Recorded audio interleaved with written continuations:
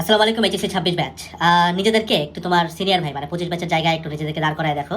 যে ধরো 2 দিন কি 3 দিন পরে তোমার ফিজিক্স ফার্স্ট পেপার পরীক্ষা।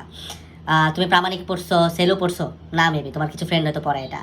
তুমি তপনিষাক্ত পড়ছো, সাথে টেস্ট পেপার আছে, গাণিতিক পদার্থ আছে।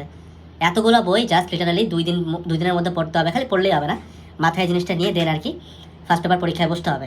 যেখানে আমাদের কলেজে নিউটনীয় বলবিদ্যা একটা চ্যাপ্টার পড়াইতে প্রায় 15 থেকে 17টা ফিজিক্স ক্লাস লাগে।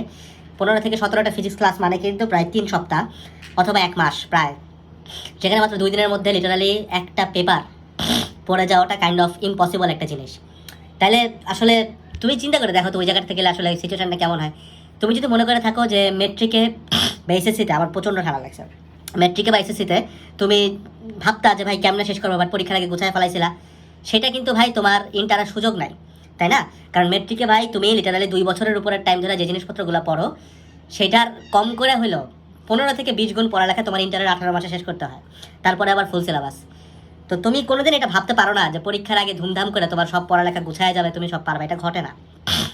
সো এই কারণে আমাদের যে কোনো কোর্স বা সার্ভিস, যেমন একাডেমিক টু অ্যাডমিশন থেকে শুরু করে যে কোনো কোর্সের একটা মেইন মোটো থাকে যে তুমি নিজের মতো করে একটা গোছানো রিভিশন ম্যাটেরিয়াল তৈরি করো। ডেসক্রিপশন বক্সে রিভিশন ম্যাটেরিয়ালের লিঙ্ক দেওয়া আছে, তুমি ডাউনলোড করে দেখতে পারবা যে নিউটনের বলবিদ্যা কেন ভাই তোমার 2 পেজের মধ্যে গোছানো দরকার, কেন 5 পেজের মধ্যে নিউটনের বলবিদ্যা থাকা দরকার সর্বোচ্চ। এটার ব্যাখ্যাটা তুমি ওই রিভিশন ম্যাটেরিয়াল নামাইলেও বুঝবা, এবং নিজেকে যদি তোমার যদি একটু ইমাজিনেশন পাওয়ার ভালো হয়, তুমি এখানে চিন্তা করলেও বুঝবা যে 25 ব্যাচের ভাইয়াদের এখন সিচুয়েশনটা কীরকম। ঠিক আছে?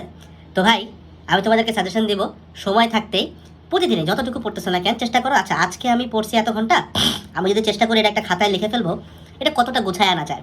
এই বুদ্ধিটা তোমার সবসময় ভাই একটা আপার হ্যান্ড দিবেই, তোমাকে একটা লেভারেজ রাখবেই। ঠিক আছে? তো ইনফ্যাক্ট তুমি তোমার সিনিয়র ভাইদেরকে একটু খোঁজ করে দেখো আর কি, 25 ব্যাচের যাদের খাতার উপর এখন এরকম বান্ডেলের উপর বান্ডেল বই রাখা, তারা কিন্তু অ্যাকচুয়ালি ভাই পরীক্ষায় ভালো করে আসতে পারতেছে না।